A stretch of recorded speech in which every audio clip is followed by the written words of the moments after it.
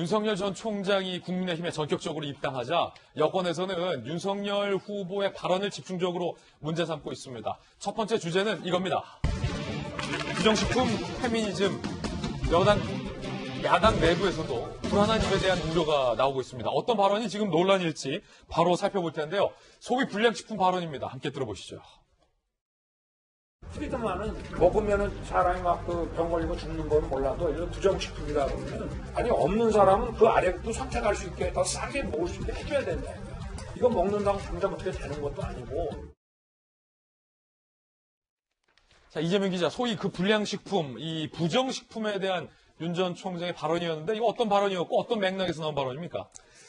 그러니까 없는 사람이 불량식품, 그러니까 부정식품이라는 표현을 썼죠. 부정식품을 싸게 먹을 수 있게도 해야 한다. 이제 이런 발언이 논란이 된 건데, 물론 이 발언 자체는 밀턴 프리드먼의 선택할 자유라는 책에 나와 있는 내용입니다. 예. 그 책의 내용에 보면 이제 이 책 자체가 굉장히 자유주의, 시장주의를 강조한 내용입니다. 그러니까 결국은 시장이 알아서 퇴출할 수 있는 사안들을 자꾸 공권력이, 국가가 개입하게 되면 오히려 시장의 선택 기능을 약화시키고 그렇게 되면 오히려 그 피해를 소비자가 본다. 이런 이제 주장을 했던 거죠. 그한 사례가 지금 이 불량식품 논란입니다. 그러니까 불량식품의 기준을 너무 엄격하게 적용해서 국가가 너무 과도하게 개입을 하면 오히려 저소득자들이 조금 더 품질이 낮은 식품을 살 수도 있는데 그런 선택권을 박탈한다. 이런 게 이제 그 책의 주장인데 글쎄요. 그러니까 이렇게 얘기를 하면 사실은 이 주장 자체가 그렇게 모순되거나 잘못된 건 아니죠. 다만 이제 시장주의를 얼마나까지 이제 용인할 것이냐, 과연 시장의 기능을 어디까지 허용할 것이냐에 이제 논란이 되겠으나 어쨌든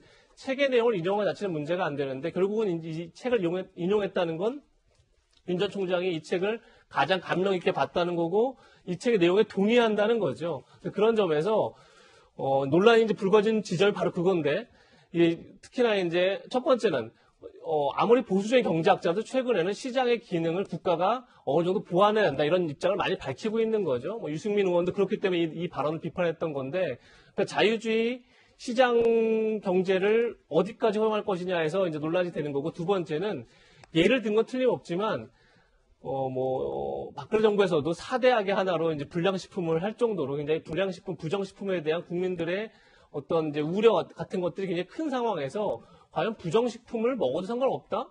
건강에만 해치지 않는다면 이러한 전제가 과연 우리 국민의 정서에 부합하느냐 이런 두 가지 논란을 같이 촉발한 게 아닌가 싶습니다. 예, 잠시 후에 윤석열 후보 측의 강력한 이 반박도 함께 들어볼 겁니다. 여러분들께서 한번 듣고 판단해 주시기 바라겠고요. 이 윤석열 후보의 이 발언을 수면 위로 올린 사람이 바로 조국 전 장관이라고 합니다. 병 걸리고 죽는 거면 몰라도 없는 사람들은 부정식품 아래 것도 선택할 수 있어야 한다. 이 발언 놓쳤다라며 기사화가 안 된 인터뷰 전문 담은 영상 링크를 본인 SNS에 올렸다라고 해요.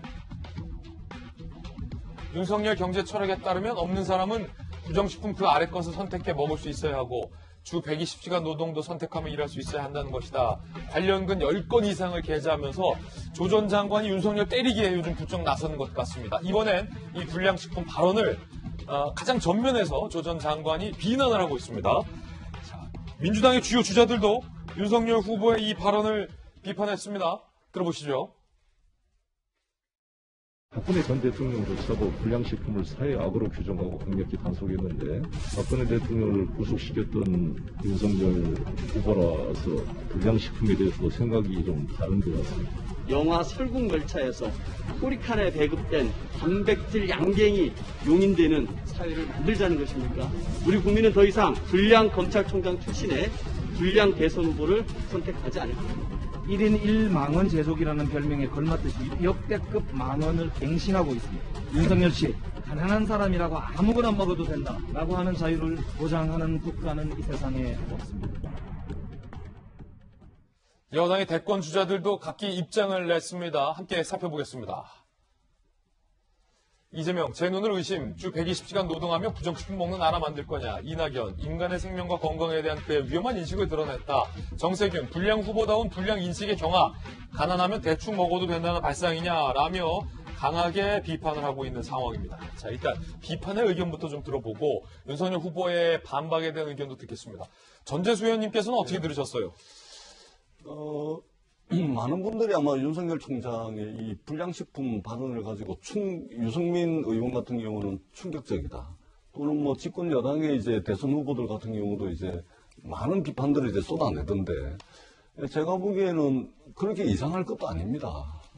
그렇게 또 충격적인 것도 아닙니다. 왜냐하면 윤석열 후보 같은 경우는 평생을 검찰이라는 특권의 영역, 그 특권의 영역이라는 생태계에서 쭉 성장해오고 살아오신 분입니다.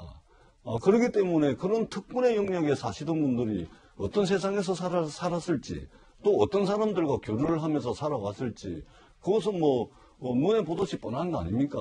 그렇기 때문에 지금 이제 불량식품, 뭐 가난한 사람은 뭐 불량식품, 더 나아가서 불량식품 그 아래 것도 먹을 수 있는 자유를 줘야 된다. 이렇게 이제 말씀하시는 게 그렇게 이상할 것도 아닙니다. 우리가 정치 군인의 시절이 있었습니다. 그리고 정치 군인의 시절 그런 시대가 가고 그런 시대가 이제 막을 내리니까 이게 마지막 남은 특권의 영역이 정치 검사의 영역입니다. 어떻게 보면 우리 사회 민주주의라는 것은 특권의 영역을 하나씩 해체시켜 나가고 특권의 영역을 없애 나온 과정이 바로 민주주의의 과정이라고 할 수가 있는데 그 민주주의 과정에서 말하자면 이제 정치검사였던 윤석열 후보가 그 특권의 영역에서 만나고 행했던 여러 가지 이야기들이 이 발언을 통해서 드러난 것이기 때문에 그렇게 뭐 놀랄만한 일은 아니다. 문제는 앞으로 이 발언들이 무수하게 계속해서 아마 나올 겁니다. 지켜보시면 될 텐데 지금 이 발언도 처음이 아니지 않습니까? 그렇기 때문에 많은 사람들이 이제 매일 실언, 뭐 일일 1망원 뭐 이런 이야기까지 나오는데 앞으로가 더 문제가 될 거다.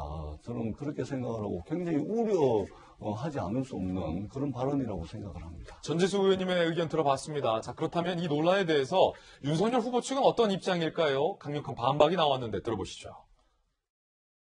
뭐 좀 어이없는 얘기고 국민의 건강과 직결되지 않는 거라면 기준을 너무 높이 해가지고 단속을 하고 또 거기에다 형사처벌까지 나가는 것은 검찰권의 그 과도한 남용이 아니냐 하는 생각을 제가 좀 평소에 가졌다. 윤석열 캠프 측에서도 이 여권의 비판은 온당치 않다라며 반박을 하고 있습니다. 김병민 대변인입니다. 프리드먼의 선택의 자유라는 책을 인용해서 부정식품 정하는 정부의 기준이 현실의 경제 상황을 충분히 반영해줘야 한다는 취지다. 범여권 정치인들 보름 전에 기사를 왜곡해서 네거티브 정치에 몰입 참담한 심정이다라고 반박을 하고 나섰습니다. 국민의힘에서 경선관리위원을 맡고 있는 김재섭 위원께서 보시기에는 어떻습니까? 우선 저는 그 윤 총장이, 그러니까 윤석열 후보가 저 발언을 한 것이 적절하지는 않았다고 생각이 됩니다. 기본적으로 저희가 이제 보수주의자의 가치, 자유주의자의 가치에서도 사실 무한정 자유나 선택의 자유를 허용할 수는 없는 것이고요. 기본적으로 환경이나 안전이나 의료에 대한 규제에 대해서 굉장히 높은 기준을 요구하는 것이 또 이 새로운 보수들의 어떤 기치라고 할 수가 있기 때문에 예를 들면 뭐 없이 사는 사람은 불량식품을 먹어도 된다, 불량식품을 먹어도 된다라는 발언 자체는 대통령 후보로서 해야 되는 얘기는 아니라고 생각이 됩니다. 그래서 그 부분에 대해서는 좀 아쉬운 면이 있지만 여권의 저런 공격에 대해서는 제가 사실 납득치 않은 부분이 좀 있습니다. 특히 이것을 수면 위로 올리게 된 조국 전 법무부 장관 같은 경우에는 본인 스스로가 예전에 개천에서 용나는 시대 끝났다. 개구리는 개구리대로, 붕어는 붕어대로, 가재는 가재대로 살아도 좋은 세상이 만들어져야 된다고 하면서 사실상 붕어, 가재, 개들의 세상을 한편으로 가둬놓은 역할들을 하신 분이거든요.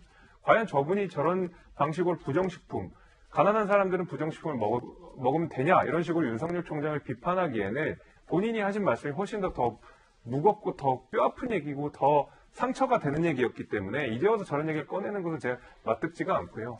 결국에는 이제 윤석열 총장이 말의 실수는 좀 있었지만 결국에 뉘앙스는 저런 거 아니겠습니까? 결국 누구나 좀 선택할 수 있게 하고 과도한 규제가 오히려 문제를 발생시킨다라는 뉘앙스이기 때문에 저렇게 천편일률적으로 윤석열 총장에 대해서 비판하는 것은 아무래도 좀 정치적인 성격도 강하다라고 비판할 수밖에 없을 것 같습니다. 그렇군요. 앞서 여권의 반응을 들었다면 이번엔 야권의 발언들도 한번 들어보겠습니다.